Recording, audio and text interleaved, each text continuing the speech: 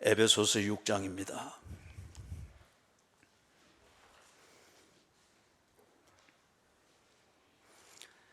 에베소서 6장 18절에서부터 20절까지입니다.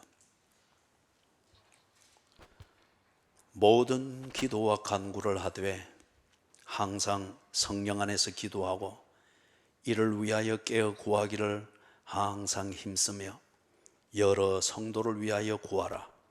또 나를 위하여 구할 것은 내게 말씀을 주사 나로 입을 열어 복음의 비밀을 담대히 알리게 하옵소서 할 것이니 이 일을 위하여 내가 쇠사슬에 매인 사신이 된 것은 나로 이 일에 당연히 할 말을 담대히 하게 하려 하심이라. 아멘.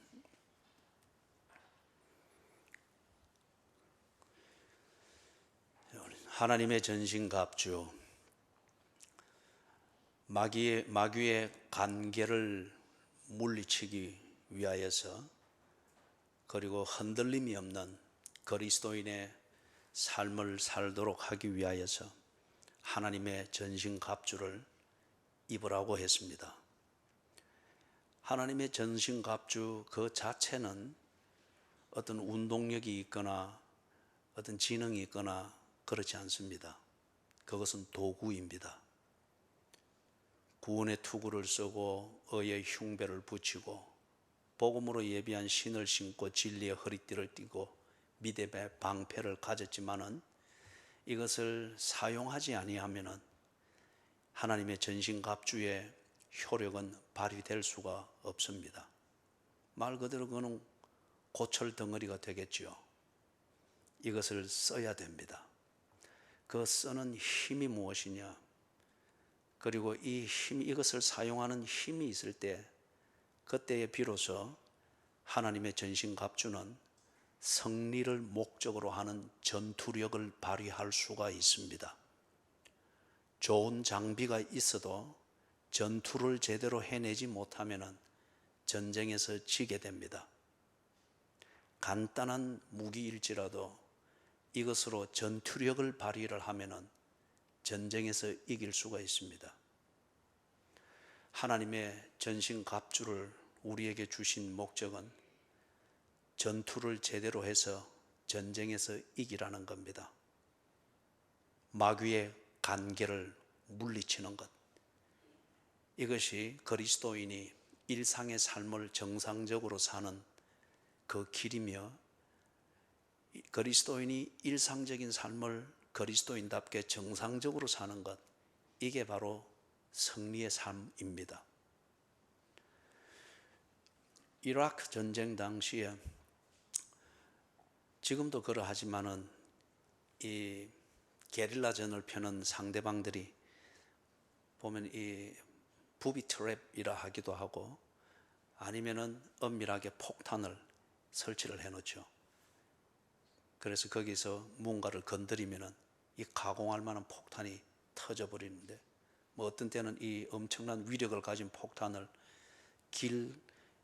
장갑차가 지나가야 되는 그 길에 그냥 자연스럽게 있을 수 있는 비포장 도로의 돌멩이, 그 돌멩이 밑에다가 둔단 말이에요. 장갑차가 지나가면서 돌을 받치든지 아니면은 좀 큰 돌은 내려서 치운다고 움직이면서 이게 터져 버립니다. 이런 이제 폭탄이 발견이 되어졌을 때에 폭탄을 제거하는 전문 요원들이 훈련을 받았습니다. 그리고 파견이 되었죠. 이 폭탄 제거를 맡은 전문 요원에 대한 이 이야기를 담은 이라크 전쟁 그 영화가 있습니다. 아주 참 잘된 영화였던 것 같아요. 그래서 그 영화에서 보면은 이렇습니다. 폭탄 제거반이 가서 뇌관을 잘못 꺼내서 만일의 사태에 이게 터져버릴 때에 가까이서 이 작업을 하다가, 이는 치명적이잖아요. 그래서 이걸 사람의 생명을 보호하기 위해서 특수 장비로서 다 갑옷을 만듭니다. 헬멧까지 특수 장비로 해서 가까이 붙어서 폭탄 제거 작업을 하다가 만에 하나 이 폭탄이 터지더라도 어느 정도 부상은 있겠으나 치명상은 입지 않도록 그러한 방탄, 이런 재질로서 특수 장비를 맞습니다. 입었는데 보니까 꼭 설인 같아요. 걷는 것도 겨우 이리이리 걸으면서 그렇게 하는데, 그런데 특수 재질로서 만들어지고 과학적 처리를 통해서 엄청난 폭발을 혹 만나게 될지라도 생명에 지장이 없도록 정비가 되었으나, 이것을 입은 이 요원이 심리적으로 너무 불안한 겁니다. 완전 무장을 하고 이제는 그쪽 현장으로 투입돼야 되는데 심리적으로 자신이 없는 거예요. 그래, 너무 불안한 거예요. 완전 무장한 그 속에 있는 이 요원이 그 안에서 아무것도 못합니다. 캠프로 돌아가서 다시 상담을 하고 하면서 심리 치료를 받습니다. 그런 다음에 나중에 정리가 되어진 데 이제 무장한 이것을 입고서 폭탄을 제거를 하는, 이게 아주 스릴 있게 장면이 묘사되는 부분이 있습니다. 거의 완전한 장비입니다. 그러나 이 장비를 입었으되 이걸 가지고서 목적을 위해서 움직이고 그 다음에 폭탄을 제거하는 이 액션이 이어지지 않는다면 이 거의 완벽하다시피 한 이 갑옷은 아무 의미가 없는 것이었어요. 그것을 입은 요원이 움직이고 전문 기술을 발휘해서 집중할 때에 폭탄이 하나씩 하나씩 제거가 되어지는, 그래서 게릴라들이 만들어 놓은 부비 트랩을 무식하게 만드는 이 일들이 쭉쭉 전개되는 것을 볼 수가 있었습니다. 하나님의 전신갑주, 구원의 투구, 의의 흉배, 진리의 허리띠, 믿음의 방패, 복음으로 예비한 신, 성령의 검, 하나님이 주신 완벽한 장비입니다. 마귀의 간계를 능히 물리칠 수 있는 장비입니다. 전투력이 잠재되어져 있습니다. 어떻게 이걸 움직일까요? 이것을 움직이는 것이 기도입니다. 그렇기 때문에 기도는 파워라고도 부르죠. 파워. 요한 웨슬레이가 매일 새벽 5시에 일어났다 합니다. 거기는 새벽 기도가 없으니까 새벽 5시에 일어나서 성경을 읽으면서 개인적인 경건의 시간을 가지는데, 요한 웨슬레는 성경을 읽을 때 5개 국어로 읽었답니다. 그러니까 5개의 언어로 된 5가지의 성경을 본 것이죠. 이리 읽고 했는데, 그런데 이 요한 웨슬레가 평생 한 5만 번의 설교를 하면서 그 바쁜 중에서도 그렇게 이 5개 국어로 된, 언어로 된 성경을 늘 그렇게 읽고 이렇게 할 때, 그리고 설교를 하루에 어떤 많을 때에는, 그죠? 뭐 14번씩도 하고 이랬다는데, 그때는 마이크가 있는 것도 아니고 자동차가 있어서 쉽게 옮길 수 있는 것도 아니고 시간 자체가 얼마나 타이트합니까? 그럼에도 불구하고 이분이 항상 고백을 하면서 평생을 지켰던 게 기도의 시간이었습니다. 성경을 5개 언어로서 비교하며 읽고 아주 풍부한 지식을 가지고 있고, 또 옥스퍼드 출신으로서 아주 탁월한 논리도 있고, 그 다음에 그런 5시에 일어나서 하루에 14번이라도 설교할 수 있고, 3,000명이나 되는 사람들 앞에서도 마이크 없이 육성으로 그렇게 설교하는 열정과 있고 혼을 들일 수 있는 이 잠재력이 있지만은, 이 모든 요소들을 하나의 목적을 위해서 집합이 되어지면서 효력을 발휘할 수 있는 이 전투력으로서 만들어낼 수 있는 그 동인, 그것은 기도였답니다. 그래서 그런 일정 가운데서도 이분이 항상 2-3시간을 기도하는 것, 성경 읽는 것만, 이거는 무장입니다. 이 무장된 것을 가지고 효력을 발휘하는 empowering, 이게 힘이 되도록 움직이도록 만드는 그것은 기도였답니다. 그래서 지금도 요한 웨슬레의 그 생가를 기념하는 그런 그곳에 가면은 아주 특별한 방이 있답니다. 그 위에 The Room of Power, 동력실이라는 간판이 딱 붙어 있답니다. 거기가 요한 웨슬레가 항상 기도하는 곳이었어요. 성경을 읽고 기도하는 곳이었어요. 리빙스톤 역시 기도하는 사람이었죠. 그래서 그가 그의 전기를 보면은 마지막이 그렇게 되어 있습니다. He died in the way he lived. 마지막으로 리빙스톤이 움직이는 병원이었잖아요. 그래서 자기를 들어주는 동료들한테 거기 쉬는 간이 침대 옆에 자기를 좀 데려달라. 그래서 침대 곁에서 항상 하던 그 모습대로 침대 옆에 무릎을 꿇고 손을 침대에 기대고 기도하는 거. 이게 평상시에 리빙스톤이 마을로 옮겨가면 꼭 일을 시작하기 전에 하던 기도였습니다. 그날은 한 2-3시간이 지나도 움직임조차도 않으니까 만나고 하는 사람들은 집 밖에서 기다리는데, 그래서 문을 지키던 사람이 들어가서 그 아프리카 동료들은 리빙스톤을 보고 우리말로 말하면 주인님 이렇게 불렀죠. 그래서 Your Honor, 최대의 존칭으로 부르고 했는데 부르도 대답이 안 하니까 어깨를 살짝 두드리면서 Your Honor. 그러니까 그 힘에 밀려가지고 이 몸이 그대로 옆으로 고목나무 쓰러지듯 툭 넘어진 거예요. 죽었습니다. 기도하는 중에 죽었습니다. 그래서 전기 작가가 그랬던 거예요. 리빙스톤은 살았을 때 살아가는 방식 그대로 그는 죽었다. 다시 말해서 기도하다가 살았을 때도 늘 기도했듯이 기도하는 중에 그가 죽었다. He died in the way he lived. 그 아프리카 대륙을 그렇게 죽음을 초월할 그런 정도의 담대함과 집중력을 가지고서, 그리고 그 식인종 그 사람들을 복음으로 개종시키고, 그리고는 자기가 마을을 다니면서 아프리카의 정글을 다닐 때 자기와 동행하는 동력자가 되도록 만들었던 이 전투력은 어디서 나왔는가? 기도였습니다.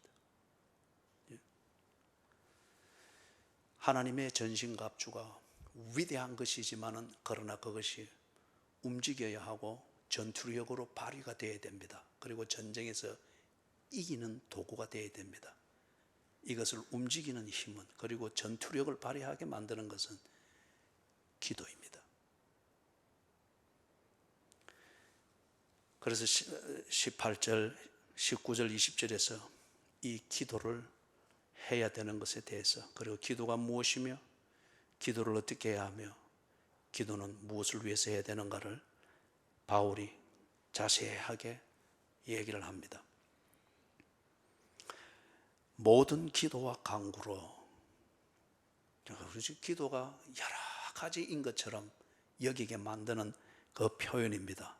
모든 기도와 간구로. 먼저 정리를 할 것은 기도는 우리가 일반적으로 하는 것입니다. 그리고 예를 들면은 그런 거죠. 식사 때마다 우리가 기도하죠. 그죠? 그게 믿음이 다른 것은 아니에요. 우리의 정해진 기도입니다. 예배 때에 예를 들면 대표 기도를 맡은 분이 기도합니다. 그때의 그 기도는 회중 예배의 의식에 맞도록 그렇게 해서 하는 아주 엄숙한 기도입니다. 우리가 정해진 그대로 하는 기도, 우리가 주기도문을 외우는 것도 이때는 기도죠. 기도입니다. 습관대로 하는 것, 규칙대로 하는 것, 기도입니다.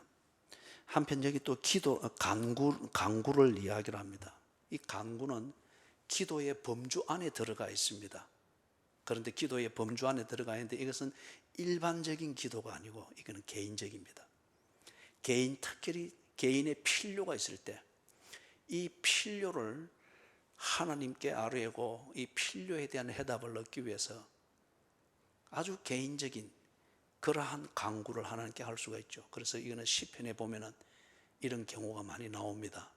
그래서 이 필요를 아뢰고 자기의 절박한 상황에서 하나님의 인도하심을 구하기 위해서, 이때는 이 표현이 그냥 일반적이고 공식적인 기도에서 사용할 수 없는 표현들이 그때는 막 나오고 있습니다.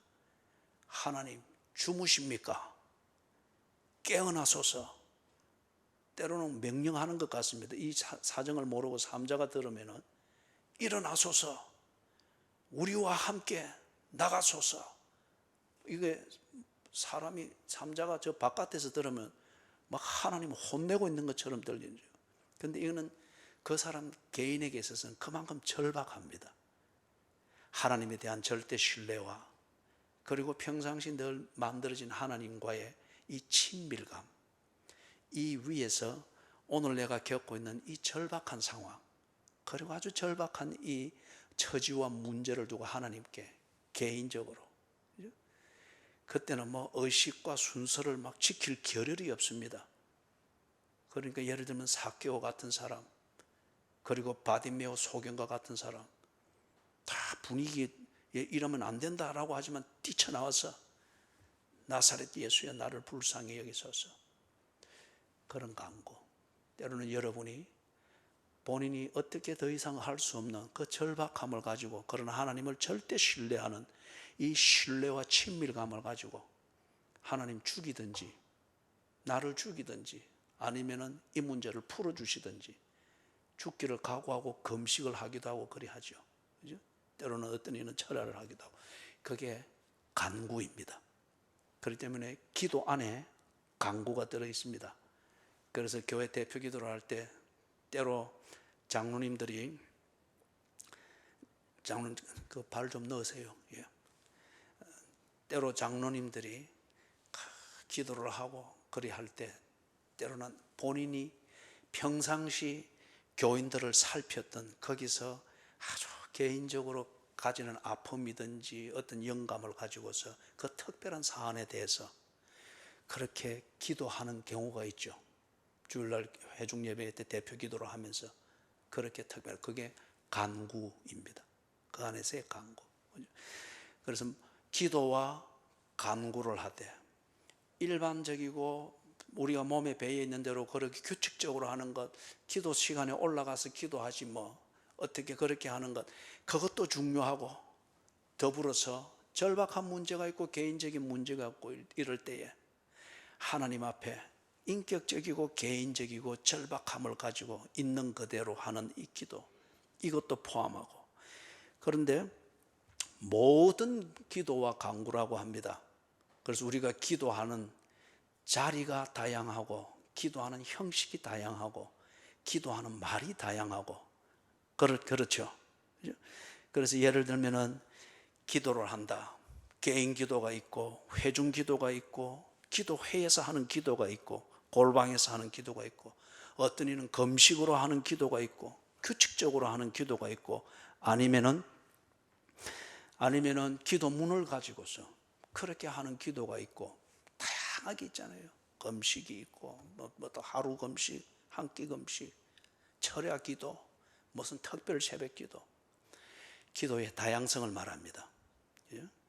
그래서 모든 기도와 간구로 교회 안에서 기도하든 가정에서 기도하든 금식을 하든 네가 정해놓은 시간을 따라 하든 이 모든 어느 자리에서 어떤 방식으로 기도하고 간구하든 이 모든 것을 함께 묶어서 기도하라.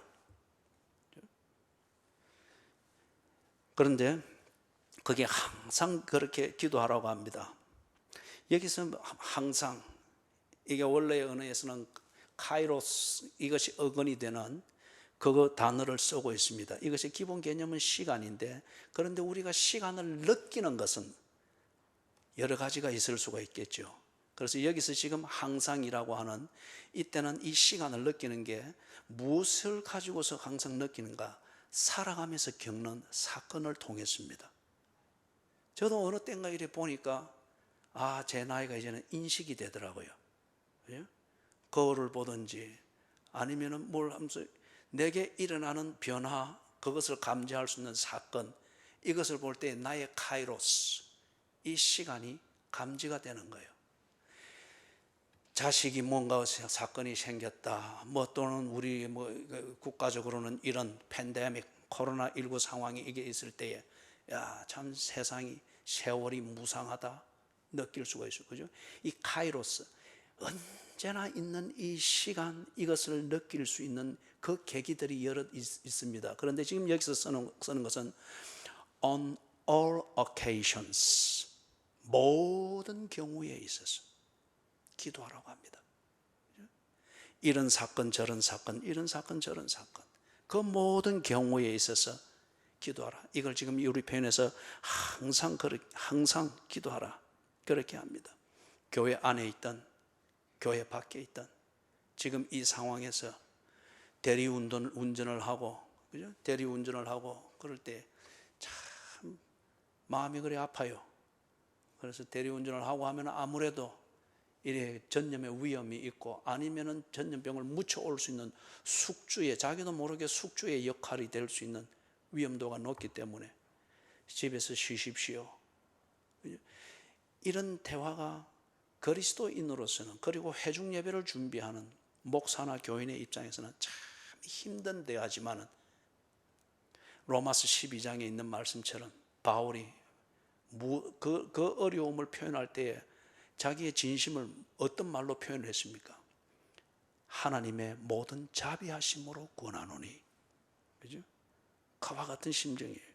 그렇기 때문에 그럴 경우에 교회를 오게 되었던, 교회를 못 오게 되었던, 아니면은 집 안에 있던, 집 밖에 있던, 사적이든 공적이든, 일상적인 경우이든 아니면은 예외적인 경우이든, 모든 경우에 항상 기도하라. 그런데 기도하는데 그 기도의 본질을 이야기를 합니다.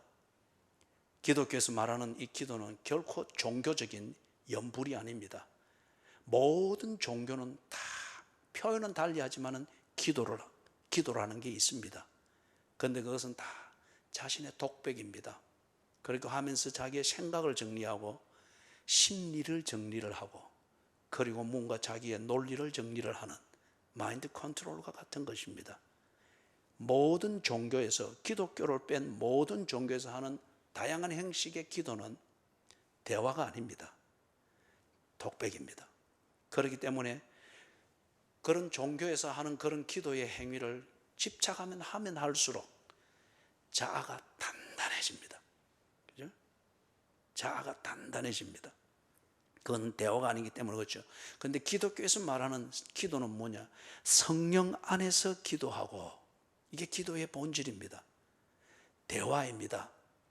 대화인데 하나님과 대화가 되도록, 커뮤니케이션이 되도록 하는 그 대화이기 때문에, 이것은 단지 우리가 인간과 인간 사이에서 인격적인 대화를 할 때에 상대방의 눈동자도 확인하고, 상대방의 미간도 확인하고, 때로 상대방의 얼굴, 우리의 얼을 표현하는 이 꼴, 이것을 늘 읽으면서 때로는 피부 떨림을 보기도 하고, 그리하면서 말의 수위를 조정하기도 하고, 이 주제를 내야 될지 말아야 될지 생각을 하면서 인격적인 대화를 그렇게 합니다. 그렇기 때문에 이거는 지극히 내가 판단하기 나름입니다. 그런데 하나님과의 대화에서는 그럴 수가 없습니다. 하나님을 볼 수가 없습니다. 그러나 하나님을 본 듯이 대화를 해야 합니다. 이게 인격적이잖아요. 어떻게 하나님을 볼 수 있죠? 성령 안에서 볼 수 있다는 겁니다. 이 부분에 대해서는 우리가 지난 한 2주간 성령에 대해서, 그리고 성령 안에 있는 것에 대해서 성령의 검을 이야기할 때에 설명을 했습니다. 내가 성령 안에 있다, 성령이 내 안에 있다, 이것은 장소의 개념이기보다 관계의 개념입니다. 남편은 아내 있습니다. 아내는 남편 안에 있습니다. 부모는 자식 안에 있습니다. 자식은 부모 안에 있습니다. 공간적으로는 떨어져 있지만은 여러분들이 예배를 마치고 나갈 때, 아니면 지금 이 자리에서 설교를 들으면서도 어떤 말에 대해서는 내 자식이 이렇게 했으면, 자식이 내 안에 있기 때문에 그러하며, 또한 내가 자식 안에 있기 때문에 어느 경우에든지 내 안에 있는 그 존재를 생각하면서 그 중심으로 지금 내 시간, 아니면 내가 겪는 이 사건에 대한 가치를 판단을 하는 겁니다. 성령 안에 있다. 성령 안에서 기도하라. 하나님과 대화를 하는데 성령 안에서 한다. 우리가 지난 시간 2시간에 걸쳐서 성령에 대해서 우리가 공부를 할 때 성령은 내 안에 계신다. 그렇기 때문에 내 안에 어떤 일이 일어난다고 했습니까? 내가 하나님의 자녀인 것을 알게 된다고 했습니다. 그리고 하나님의 뜻을 헤아리는 그 중심이 생긴다고 했습니다.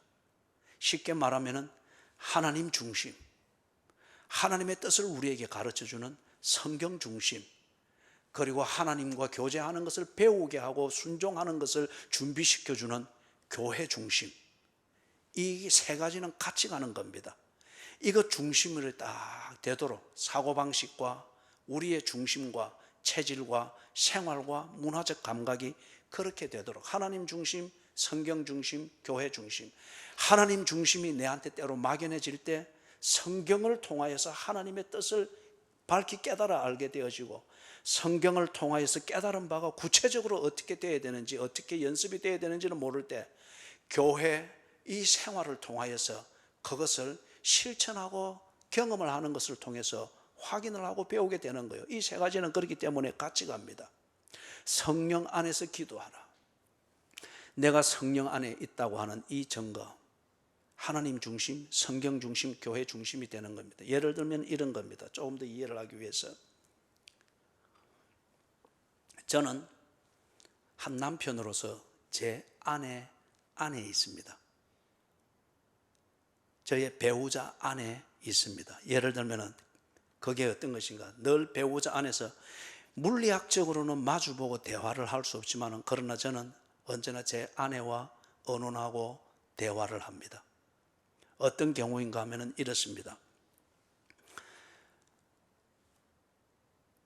홈플러스에 제가 뭔가를 필요해서 사러 가면은 한 주 텀 간격으로 해서 뭔가 과자가 먹고 싶은 데가 있어요.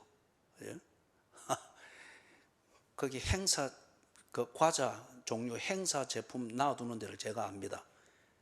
나중에 저한테 개인적으로 뇌물을 가지고 오면은 가르쳐 드릴게요. 그래서 이래 가면은, 그런데 이상하게 함부로 집을 수가 없어요.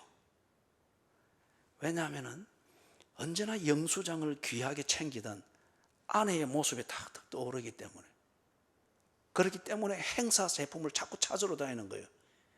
그래서 가지고 나올 때는 과자 봉다리 한 2개 가지고 나오는데 시간은 어떤 때는 한 30분, 40분 걸릴 때가 있단 말이에요.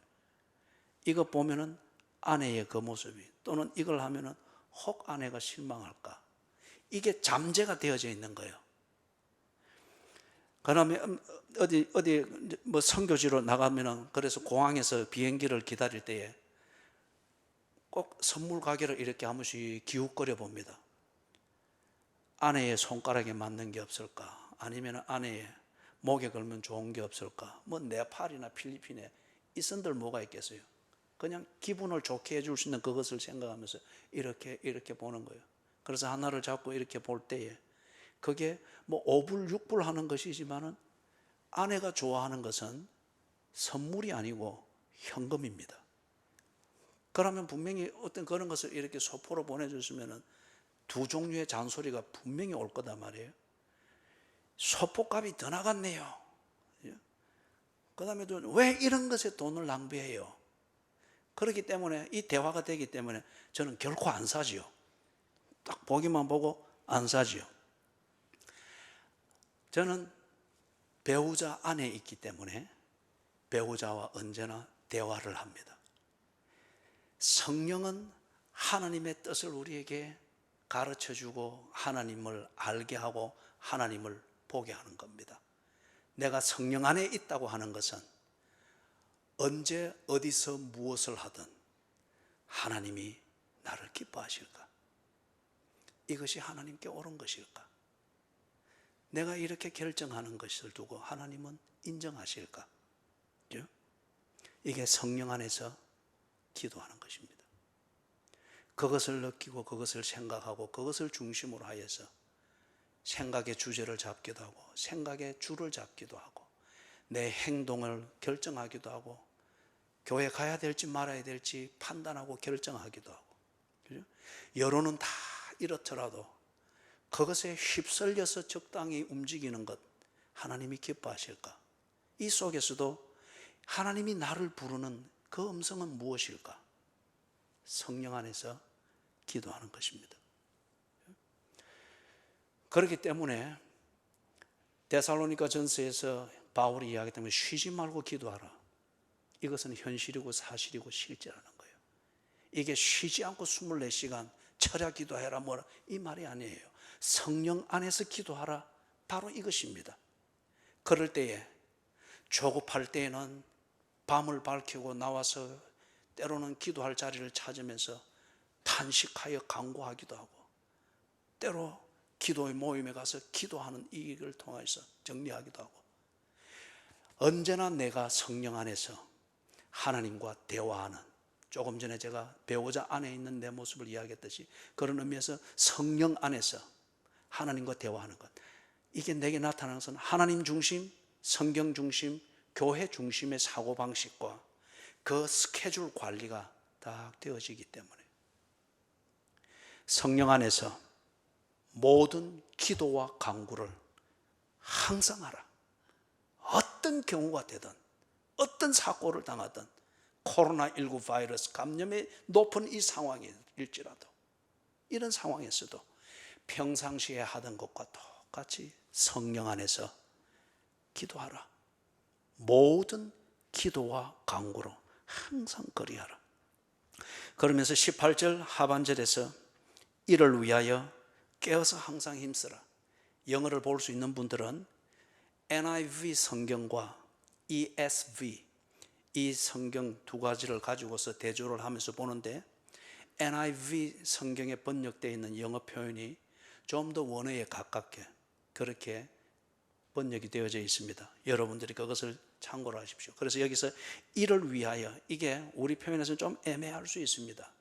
이것은 앞에서 가르쳤던 성령 안에서 기도하는 것, 그것도 모든 기도와 간구로 하되 어떤 경우를 만날지라도 그것을 두고 하나님과 언언하면서 대화하라.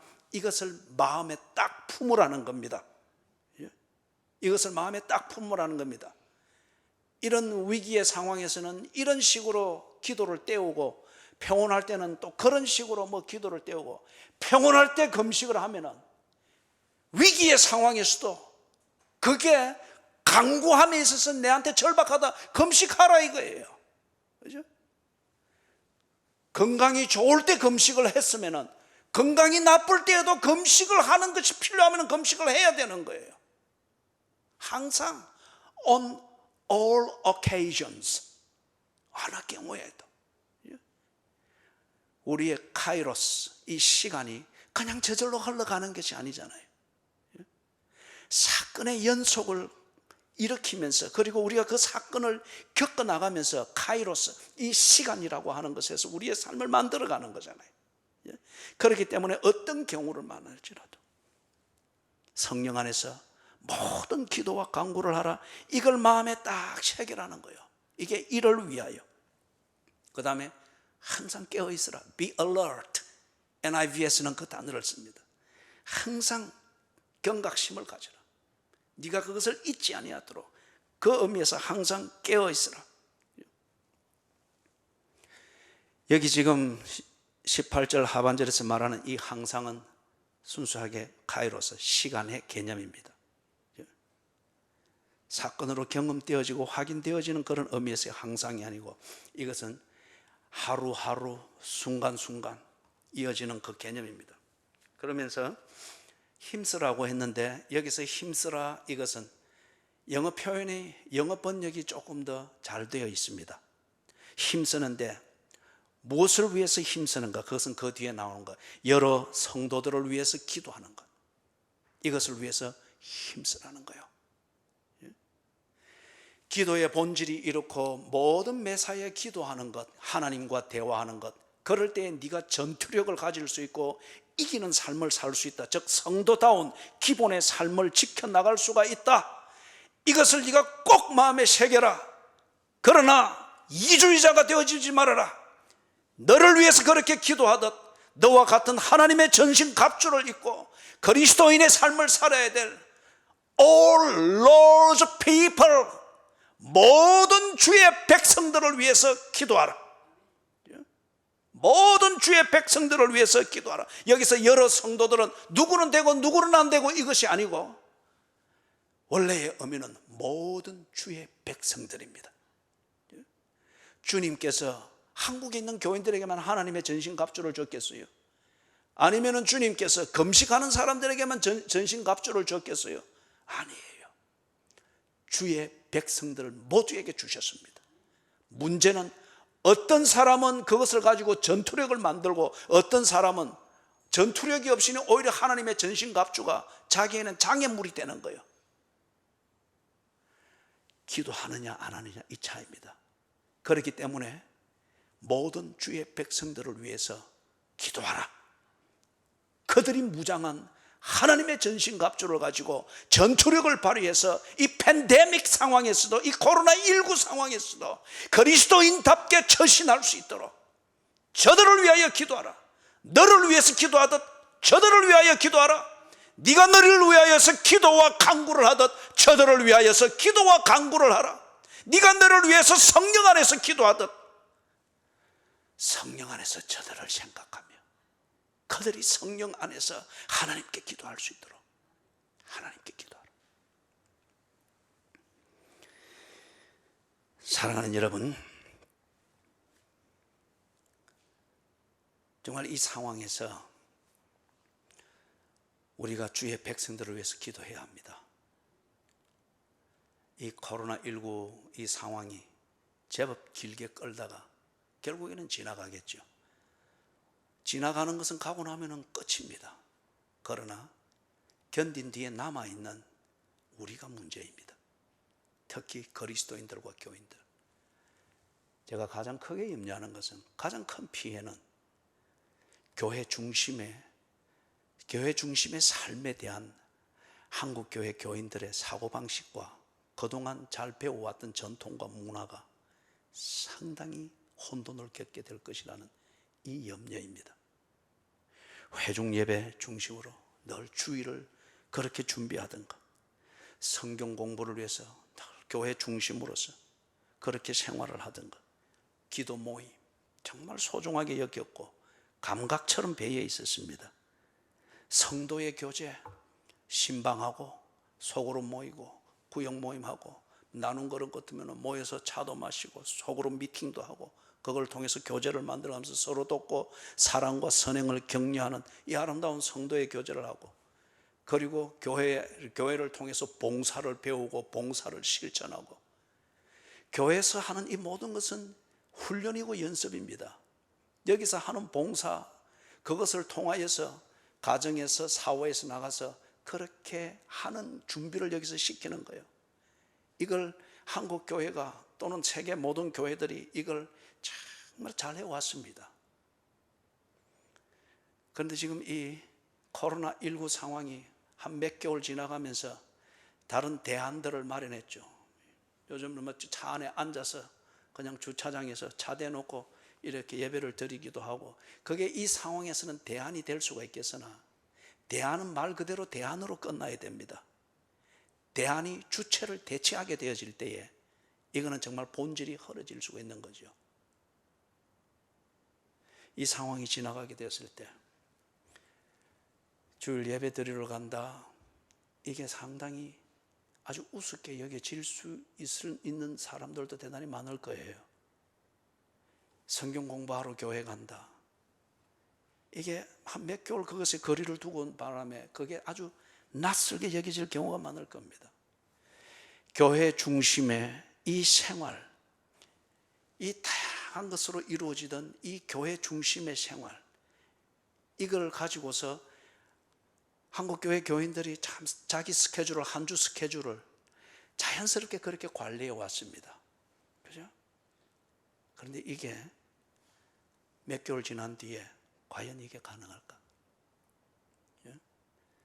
이 중심으로 스케줄을 관리하던 감각을 잃어버린 문화가 상당한 부분 잠식에 들어올 수 있겠죠. 우리나라가 주 6일제에서 주 5일제로 바뀌면서 레저 문화가 자연스럽게, 그리고 아주 홍수처럼 급하게 쫙 번지는 것과 함께 교회의 문화가 많이 바뀌었어요.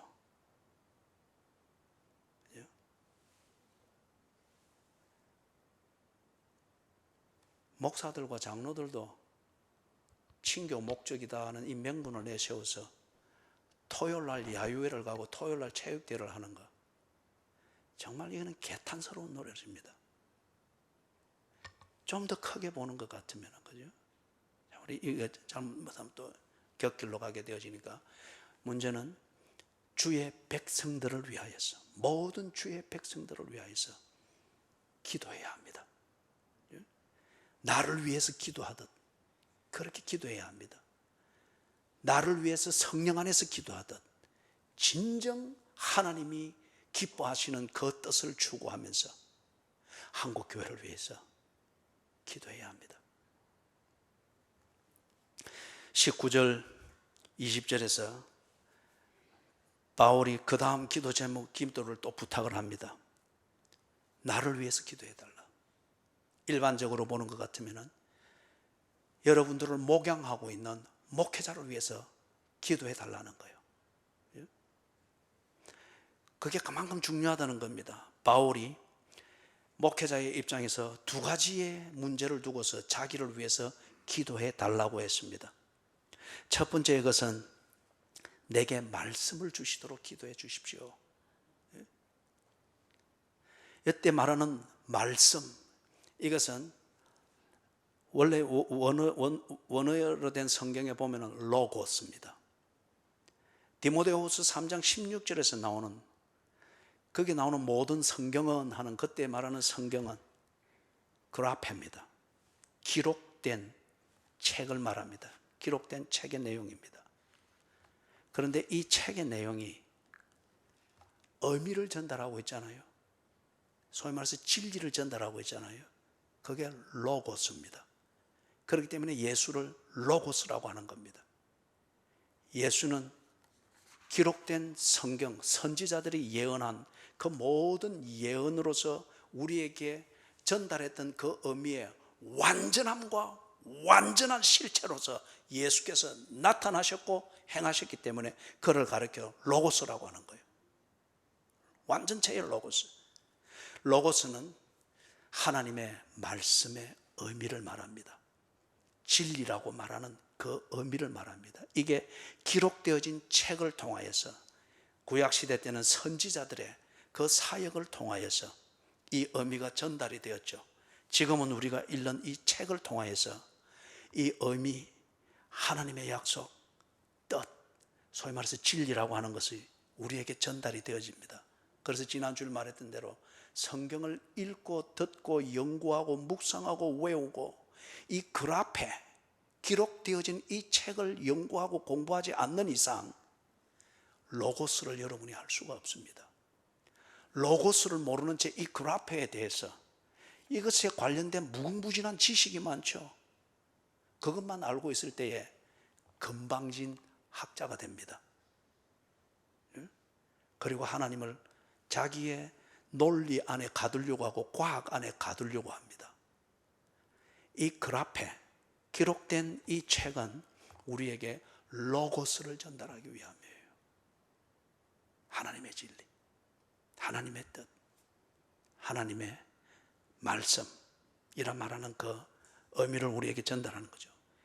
그래서 이 바울이 하나님의 마음을 알게 되는 것은 성령이 아니면 알 수가 없잖아요. 그렇기 때문에 하나님의 마음을 우리에게 전달하는 이 메커니즘, 이 그라페를 성령의 감동하심으로 기록하게 한 거예요. 그래서 바울이 설교할 때, 강론할 때, 상담할 때 이 로고스의 의미가 무엇이며 이것을 믿는 것이 무엇인가를 가르치기 위하여서 설교하고 상담하고 대화하고 강론하고 강의하고 할 때 로고스를 주시도록, 하나님의 뜻을 깨달을 수 있도록, 내가 읽는 이 성경 글 앞에 이것이 말하고 있는 뜻이 무엇인가를 알 수 있도록 나를 위해서 기도해 달라. 이 로고스 없이 설교하게 될 때에, 로고스 없이 뒤에 말하는 비밀을, 복음의 비밀을 풀기 위하여서 설교하고 가르치고 무언가를 하게 될 때, 이거는 말장난인 거예요. 종교적인 감동은 끼칠 수 있을지 모르나 성령 안에서 기도하게 하는 그리스도인됨, 그리고 그리스도인이라고 할지라도 성령 안에서 기도하는 하나님과의 친밀한 교제가 있는 이 정상적인 그리스도인의 삶을 살게 할 수는 없다는 거예요.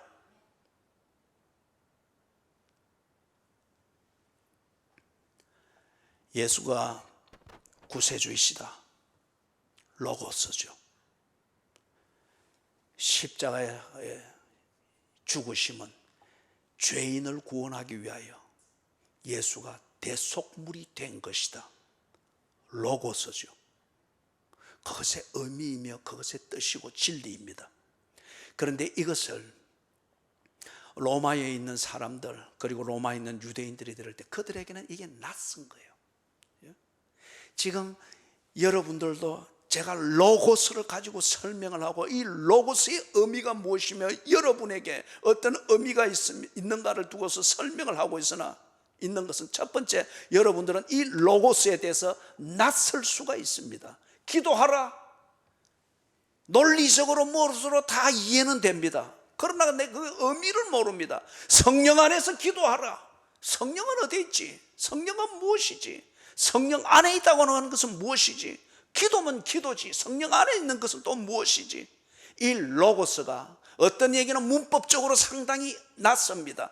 어떤 얘기는 이 문장이 상당히 낯섭니다. 어떤 얘기는 이 단어 하나하나가 품고 있는 개념이 상당히 낯섭니다. 그렇기 때문에 이 로고스가 내게는 분명하여서, 그리고 제가 새벽 1시에 일어나서 오늘 교회 차려 나올 때까지 이것을 두고서 씨름하고, 때로 감동하고, 때로 설거지 매여 있는 것, 주일날 이렇게 두고 할 수 없으니까 설거지 하면서도 이것을 생각할 때 내게 기쁨이 있고 기대가 있고 한편 부담이 있으나, 그러나 듣고 있는 여러분들 중에 대부분은 이게 낯선 거예요.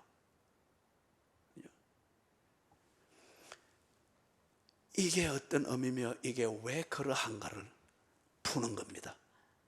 이게 지금 복음의 비밀을 담대히 말하게 하소서. 제가 지금 이 복음, 이 로고스의 비밀을 여러분에게 나름대로 최선을 다해 설명하려고 하는 거예요. 그런데 이렇게 하려고 하는데, 성령 안에서 기도하라, 모든 기도와 간구로, 이 부분에 대해서 그냥 문법적이고 교리적인 이 차원에서만 내가 설명이 되어질 때에, 이것은 나는 지금 말장난을 하고 있을 뿐이에요. 웅변을 할 수가 있습니다. 가마를 끼칠 수 있는 무언가를 얘기를 할 수가 있습니다. 또는 이것 하나를 빌미를 삼고 소재를 삼고서 이것에 관련되어진 삶의 어떤 문제들에 대한 자기 개발과 관련되어진 것을 감동적으로 얘기할 수가 있습니다. 그러나 거기에 로고스는 없다는 거예요.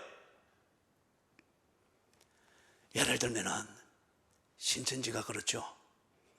예를 들면 14만 4천 그라페입니다. 요한계시록에 분명히 기록되어져 있습니다. 기록되어져 있습니다. 그리고 이 14만 4천 이 그라페 기록되어진 이것을 통해서 우리에게 전달하고자 하는 비밀이 있습니다. 그것이 로고스입니다. 이 로고스는 뭐냐? 하나님의 백성을 말합니다. 예수 그리스도의 보혈로 말미암아서 구원받은 백성, 그들은 제한되어져 있습니다. 이 지구 위에 75억 인구가 있다고 해서 75억 인구가 다 하나님의 백성이 아니라는 거예요. 예수를 믿는 자는 하나님의 백성이 되었다. 그것을 히브리인들의 이 숫자가 가지고 있는 그 개념을 가지고서 제한된 하나님의 백성, 그것을 14만 4천 완전수 곱하기 완전수 하게 될 때 14만 4천이 나오는 거예요. 하나님의 백성을 완전하다는 거예요. 이게 로고스입니다.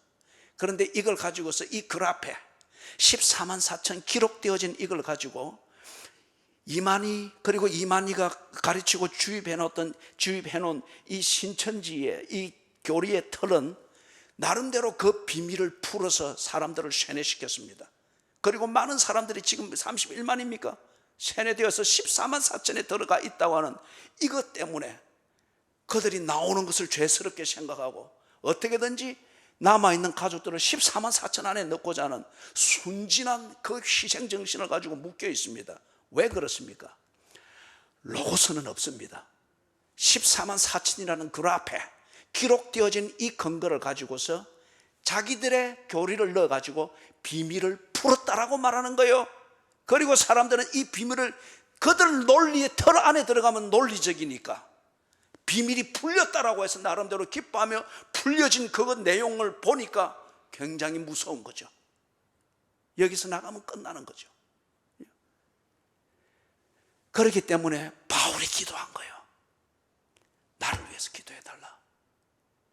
로고스를 주시도록. 그래서 내가 말장난을 하지 않도록. 구원을 하고자 하는 열정은 혼은 간절하되 그러나 구원이 무엇이며 어떻게 구원을 얻는가 이것에 대해서 내가 이만희처럼 조작하지 아니하도록 단지 교인들을 끌어모아서 뭔가 바벨탑을 쌓는 것처럼 이런 맨파워를 강조하는 이런 부흥을 만들어내는 그런 말장난하지 아니하도록 종교적 분위기로 장난하지 아니하도록 로고스를 주시도록 나를 위하여 기도해달라. 이 말은 로고스 없이는 내가 설교하지 않도록, 로고스를 벗어난 설교를 하지 않도록, 로고스를 가지고서 깨닫고 그것에 대한 반응이 일어나는 이러한 예배, 이런 예배가 아닌 것을 두고 내가 장난하지 아니하도록 하나님이 내게 말씀을 주시도록 기도해달라.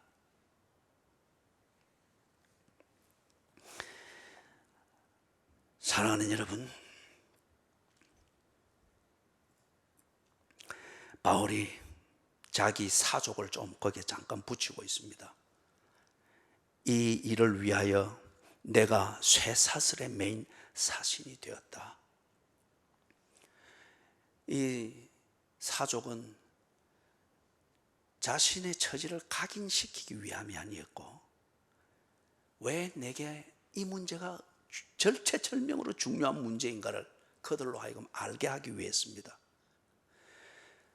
내가 이 로고스, 하나님의 말씀이 우리에게 전달하고 나타내기를 원하는 하나님의 진리, 이것을 전거하고 가르치고 깨닫는 것을 돕기 위하여서 내가 지금 이렇게 살아왔고 이 처지가 됐다는 거예요.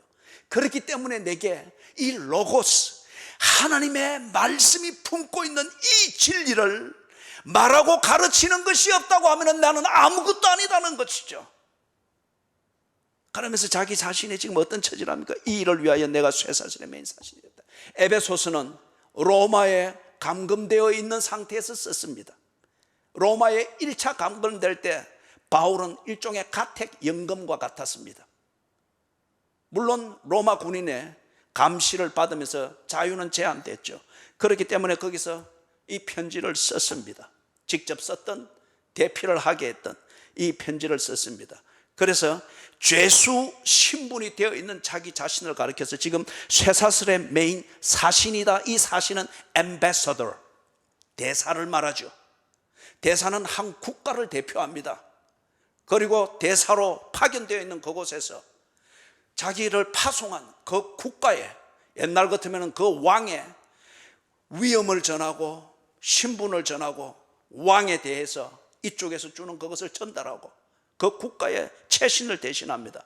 그렇기 때문에 이 로마가 당시 세계의 수도였기 때문에 오만 나라 오만 민족에서 황제와 접촉하기 위해서 사신들을 보냈죠. 그리고 큰 나라 큰 민족이고 아니면 로마에서 선호하는 민족일 것 같으면 그 대사들은, 사신이라 말하는 이 대사들은 대우를 받으면서 옵니다. 그리고 제공된 저택에서 삽니다.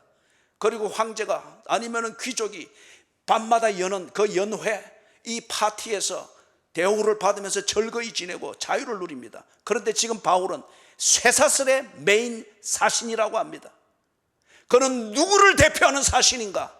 The kingdom of God, 하나님의 나라를 증거하기 위해서 온 사신이라는 거예요. 그런데 하나님의 나라를 증거하기 위해서 온 사신인데 로마 황제와 로마 제국은 하나님의 나라를 거부합니다. 그렇기 때문에 사신이 돼 이 사신을 어떻게 취급합니까? 죄수의 신분을 줘서 가택에 연금을 했습니다. 쇠사슬에 매였습니다. 바울은 로마에서 이 사신들을 많이 보는 겁니다. 그리고 사신들이 누리는 특권과 그들이 하는 중요한 역할을 보고 있는 겁니다. 자기도 사신이다, 나도 대사다, 세상이 싫어하나 나는 내 목숨을 걸었고 내 신분을 건 하나님의 나라의 대사이다. 그런데 세상이 싫어하니 내게는 보통 사신들이 누리는 특권을 주지 않고 내게는 쇠사슬을 주었다, 죄수의 신분을 주었다. 하나님 나라의 사신이면은 하나님 나라의 본질을 나타내고 그 나라의 왕이신 하나님의 체신과 하나님의 뜻을 이 제국에 나타내는 이것이 본인의 의무라는 거예요. 그렇기 때문에 내가 이 사신 앰베서더, 하나님 나라의 대사의 이 신분과 해야 할 일, 이것을 허트리지 않도록 나를 위하여 기도해달라. 내가 원하는 것은 안전이나 석방이나 무언가 좀 건강한 상태, 아니면 즐거이 지낼 수 있는 어떤 복지를 얻는 것, 이런 것이 아니다.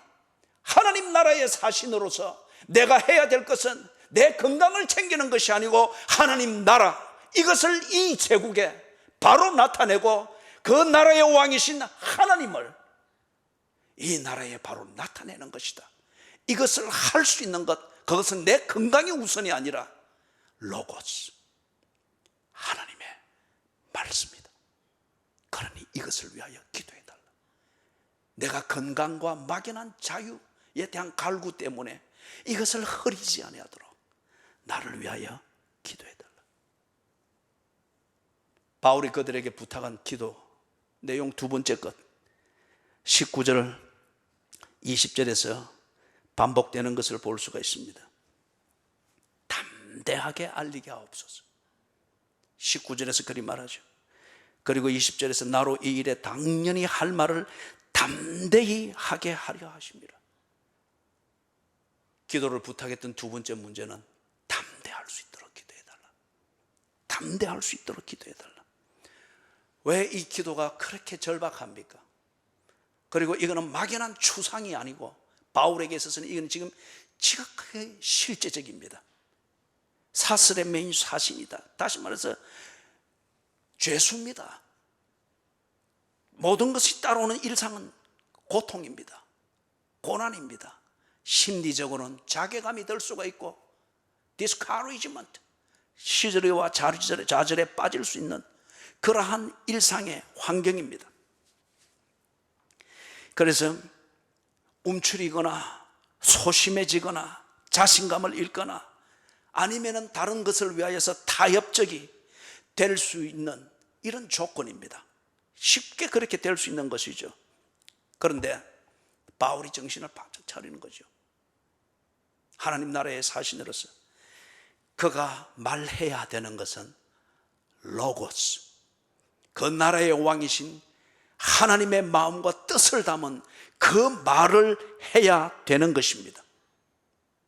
그런데 하나님의 로고스, 하나님의 말씀, 하나님의 마음을 담은 이 말씀이 자기에게는 흥분하게 만들고 삶을 그렇게 살도록 만들 수 있는 진귀한 것이고, 결혼과 건강과 이 모든 고통과 삶의 진로까지도 그렇게 살아가는 것 자체가 자기에게는 보람이 될 정도로 하나님의 로고스가 자기에게는 귀한 것이고 박동하게 만드는 것이고 자고 일어나게 만드는 이유가 되는 것이지만, 그러나 이것을 말해야 되는 그 로마 제국, 그 수도인 로마에서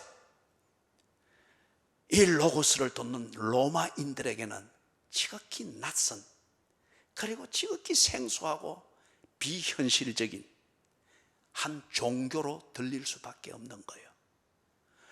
로마 제국의 수도인 로마에는 로마 제국이 통치하고 식민지를 삼은 그 민족들의 모든 종교와 그 심볼들이 로마 제국에 다 와 있습니다. 그 중에서 지극히 현실적이고 실제적이고 합리적인 신일수록 더 인정을 받습니다. 그렇기 때문에 야누스, 전쟁의 신 야누스는 아직도 거기서 보존이 되고 있잖아요. 그들이 전쟁 나가기 전에 언제나 황제가 야누스 신전에 들어가서 승리를 빌었습니다. 그런데 이런 로마인들이 실존적이고 실제적인 어떤 이 기준을 가지고서 종교를 정하기도 하고 범실론적으로 그들이 합리적으로 생활하는데, 바울이 증거하는 하나님의 이 로고스, 예수는 구세주이시다, 예수 그리스도의 십자가는 네 죄를 대속하기 위하여서 대속물로 죽으신 바로 그 현장이다, 그를 믿으면 부활한다, 이게 그들에게는 지극히 막연한 거예요. 지극히 막연하고 그들이 그 초월의 영역에 닿을 수 있는 사닥다리가 없는 거예요. 이 로마인들에게는 바울이 증거하고자 하는 로고스는 지극히 무가치하고 현실성이 없는 한 종교적 얘기로밖에 들릴 수가 없습니다. 그러면 이 말을 하는 바울은 더더욱이 무가치하게 취급을 당할 수밖에 없죠. 이것 때문에 잡혀서 지금 이 죄수가 됐는데, 한편 거기서 바울이 연금상대에서 사도행전 마지막에 우리가 보듯이 늘 중점적으로 만났던 사람들이 누구인가? 로마에 있는 유대인들이었습니다. 그들을 같은 연금되어 있는 곳에서 만나는 가운데 로마 군인의 감시를 받으면서 만나면서 그들에게 복음을 전했습니다. 그런데 한편 생각하면은 이 유대인들에게 로고스를 전할 때, 이 복음의 비밀을 가르치고 알릴 때에 기본적인 조건은 뭡니까? 이 유대인들에게 있어서 예수 그리스도와 그분의 십자가와 그분에 관한 모든 이야기는 혐오의 대상이었습니다. 그들에게 있어서 유대교가 정통입니다. 그 관점에서 볼 때 나사렛 예수에 관한 이 모든 것은 이교입니다. 이단입니다. 그리고 이것을 분열시킨다고 보았기 때문에 유대인들이 이 나사렛 예수 그리스도의 복음을 전하는 바울과 같은 사람이 있을 때 따라다니면서 시위했고 박해했고 방해했고 심지어는 죽이기까지 했습니다. 바울이 이런 유대인들에게 하나님의 이 복음, 이것을 어떻게 말하겠느냐 말이에요. 일어나서 누군가를 만나서 하게 된다. 그런다고 해서 뭐 사례가 있는 것도 아닐 텐데, 반면에 기대되는 것은 그 반대와 조롱과 심하면은 또 황제에게 상소해서 이 죄가 더 연장이 될 수 있거나 가중될 수 있는 이런 위험만 있는 것인데 어떻게 이것을 전하나? 담대하지 아니하고서는, 무언가에 근거해서 담대하지 아니하고서는, 자기 스스로의 동기부여를 가지지 아니하고서는 이 상황에서 하나님의 로고스의 그 비밀을 가르쳐 알게 하는 것, 너무 미련하게 여겨집니다. 그리하는 자체가 너무 무색해 여겨지는 그런 것이죠. 토마스 모어라고 하는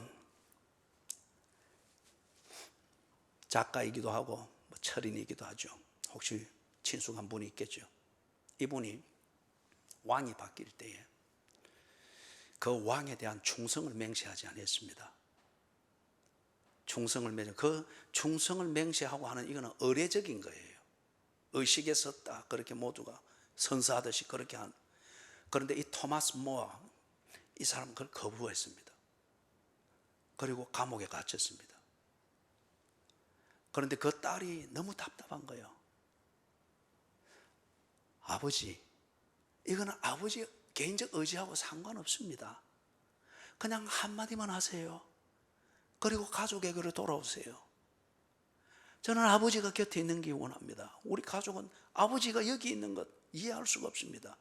가족을 위해서라도 그냥 한마디만 하고 오세요. 토마스 모어가 그렇게 대답을 합니다. 딸아, 네가 이 언어의 힘을 모르는구나. 언어의 힘을 모르는구나. 언어는 내 양심이며, 언어는 내 영혼이며, 언어는 나의 인격이며, 언어는 나의 지조이다. 내가 그런 목적으로 언어를 기능적으로 쓸 수는 있겠으나 나는 언어의 철학을 알고 있는 나로서는 그렇게 할 수가 없구나. 아비로서는 미안하다마는, 그러나 딸 앞에서 아비의 이 지조를, 내가 알고 있는 이 기준을 내 스스로 파괴하는 그런 위선자는 되고 싶지 않구나.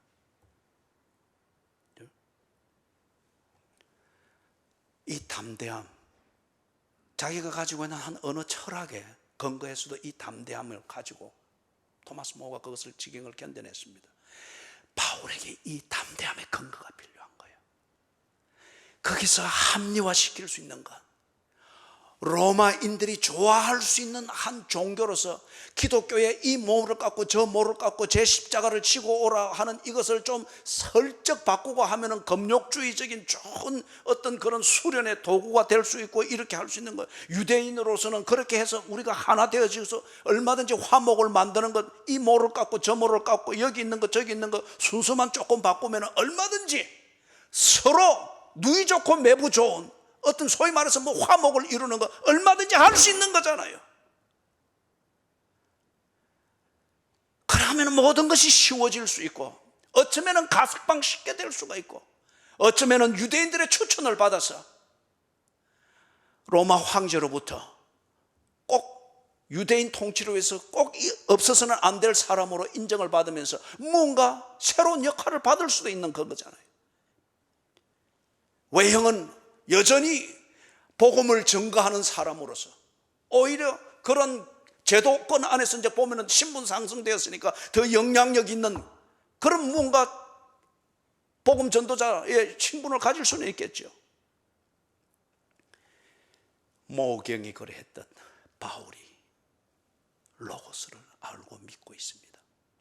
그것 때문에 그는 이렇게 살아왔고 쇠사슬에 매인 사신이라고 하는 자기 자존감을 가질 수 있는 사람이었습니다. 이것이 흔들리지 않도록. 고통 때문에 흔들리거나 조금 한쪽 눈만 감으면 모든 게 소위 말하는 화목을 이루고 아주 화평케 되어지고 동시에 나도 좋아지는 이렇게 될 수 있는 이것, 이런 유혹에 흔들리지 않도록 담대할 수 있도록 나를 위해서 기도해달라.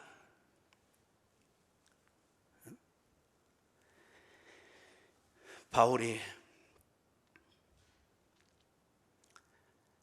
하나님의 전신 갑주를 입을 것을 말하고, 하나님의 전신 갑주를 입었으면 전투력을 발휘하면서 전쟁에서 이기는 그리스도인들이 되라. 그걸 위해서는 하나님의 전신 갑주의 부품을 자랑하는 것이 아니고 그 갑주가 움직여서 전투를 만들어낼 수 있도록 기도하라. 이 기도가 너로 하여금 하나님의 전신 갑주를 움직이게 만들고 그것이 전투력이 되게 하고 마귀의 간계를 쳐 부수게 될 것이다. 언제나 이것을 기억하면서 기도하는 사람이 되어라. 성령 안에서 기도하라. 성령과 24시간 동행하라. 성령이 네 안에서 24시간 있는데 어찌하여 네가 성령과 24시간 동행하지 못하는가?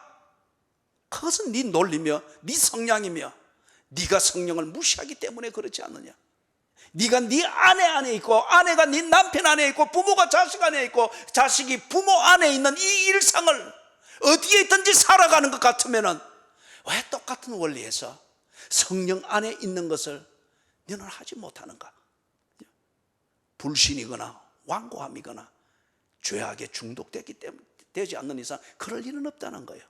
동시에 하나님의 모든 백성들을 위해서 기도하라.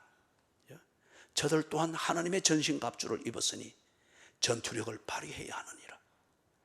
네 약할 때가 있듯 그들도 약할 때가 있고, 네가 평온할 때가 있듯 그들이 또한 코로나19 바이러스 상황에서 휘청거리며 이런저런 대안들을 찾아서 몇 번 돌다 보면 대안이 중심인 것 같고 원래 있던 중심을 잃어버리는 거예요.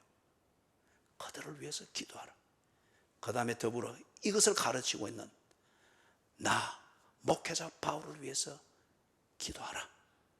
로고스가 없는 목회는 목회가 아니에요. 로고스가 없는 설교는 설교가 아니에요. 왜 설교자들에게 있어서 화려한 그라페의 나열이 있고 비밀을 깨우쳐서 뭔가 움직이려고 하는 열정은 있어도 이 로고스에 대한 혼이 빠져버리는 거. 예수 그리스도의 십자가를 말할 때에 왜 혼이 없고 예수 그리스도의 신음소리가 들리지 않는가? 부활을 말할 때에 왜 천국이 보이지 아니하는가? 설교하는 설교자가 그 부활을 모르기 때문입니다. 부활에 대한 그 앞에는 알되 부활이라는 이것을 통해서 우리에게 가르치고 있는 하나님의 로고스, 이것을 그가 받지 못했기 때문에 그런 것. 사랑하는 여러분, 내일부터 고난주간을 생각하면서 특별히 기도합니다. 제가 오늘 아침 광고 시간에도 그랬지만 특별이라는 이 표현을 안 썼죠. 보통 우리는 특별 새벽 기도라는 제목을 붙여서 그렇게 하곤 했습니다. 그러나 이 자체가 우리에게는 특별하다고 생각을 합니다.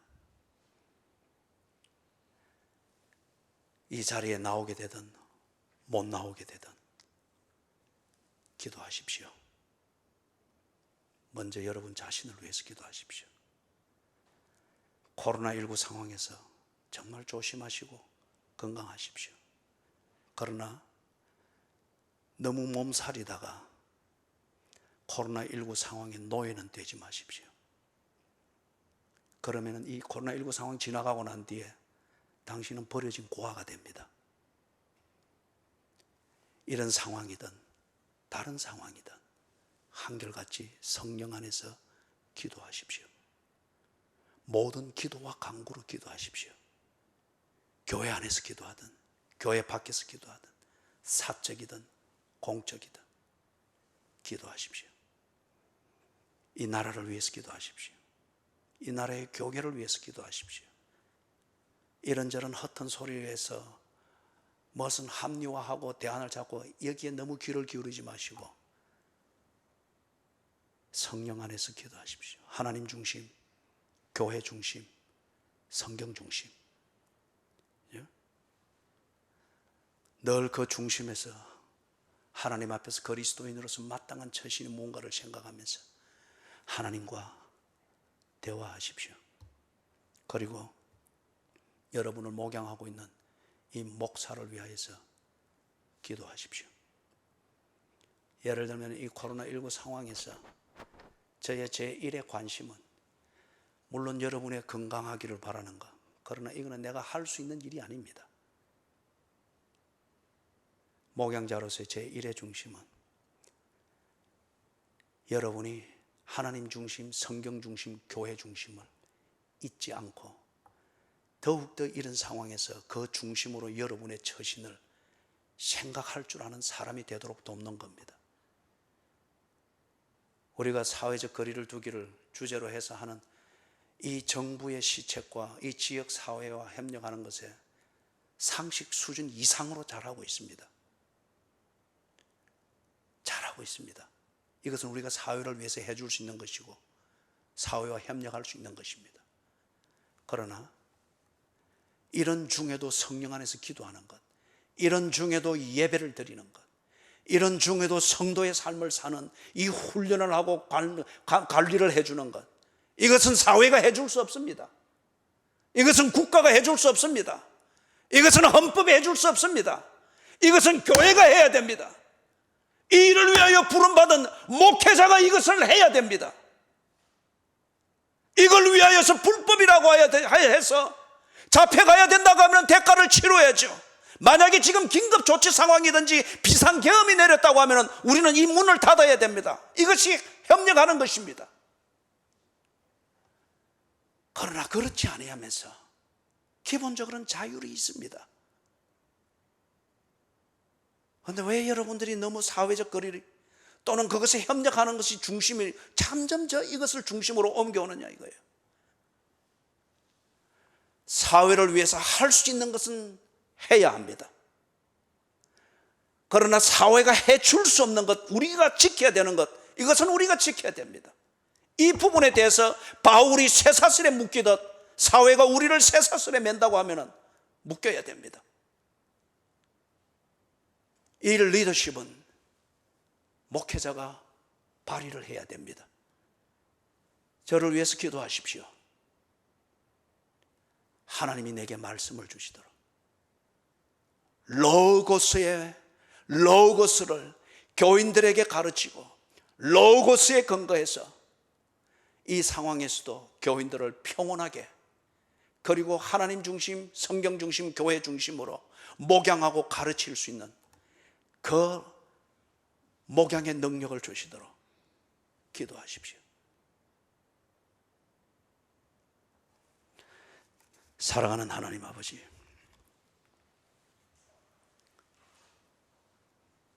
하나님의 전신갑주를 주셔서 감사합니다. 이것을 움직일 수 있는 힘과 동기부여가 없다 보니 하나님의 전신갑주가 우리에게는 부담이고 장애물이고 거추장스럽고 아무것도 아닌 필요악처럼 여겨지는 것들이었습니다. 우리가 기도하지 아니했습니다. 정말 너무 기도하지 않습니다. 하나님 아버지, 우리를 완전히 죽여주시옵소서. 하나님 앞에 살려달라고 헐떡거리는 것, 이것 아니면 살아날 수 없는 그 지경을 경험하게 해주시옵소서. 그리고 성령 안에서 언제나 하나님은 우리를 듣기를 원하시며 우리와 동행하고 계시는 것을 알게 해주시옵소서. 그리고 하나님의 전신갑주를 움직이게 하시고 전투력을 발휘할 수 있는 그리스도인들이 되게 하시고 승리를 만들어가는 그리스도인들이 되게 해 주시옵소서. 예수 그리스도의 이름으로 간절히 기도드리옵나이다. 아멘.